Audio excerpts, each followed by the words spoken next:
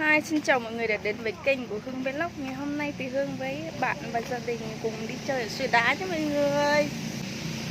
Chào các coi. Hello. Ngồi đi thôi.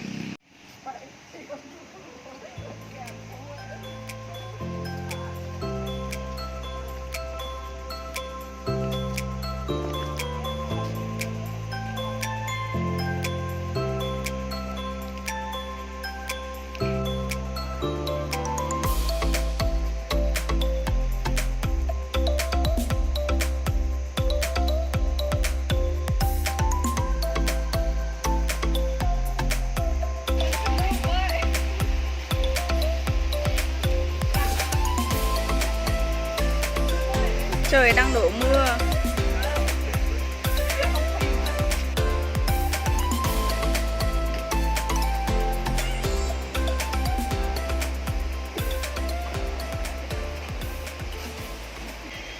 Đây phong cảnh đấy mọi người. Ủa, phong cảnh ở đây cũng rất là đẹp. Ở dưới kia là suối đá và cây cối vẻ đẹp rất là hoang sơ. Phía bên phải là ven triền núi, phía bên tay trái là suối đá có rất nhiều nền tảng đá lớn nhỏ theo thời gian bị dòng nước và không khí bao mòn.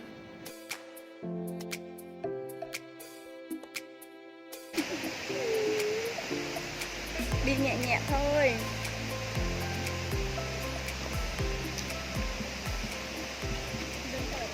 Nè nè. Theo như mình thấy ở đây có cây cầu bằng gỗ được dựng và gắn với tường đá lớn và cây cầu treo bằng tre thuận tiện cho việc đi lại. Ở đây tuy là sông không sâu, đá không cao nhưng không khí rất là mát mẻ, có những cây cối bao trùm xung quanh, vẻ đẹp rất là hoang sơ, suối rất là mát và không khí rất là trong lành.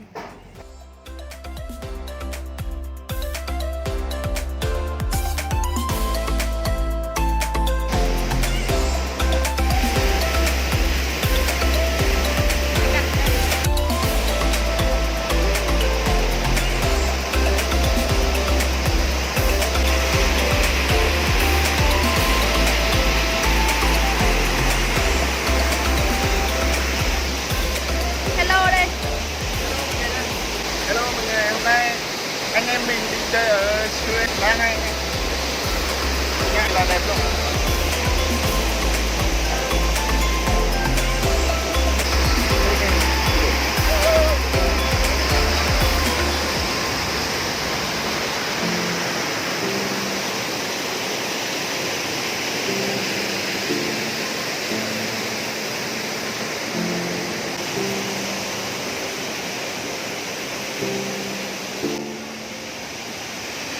Cảnh đẹp chưa?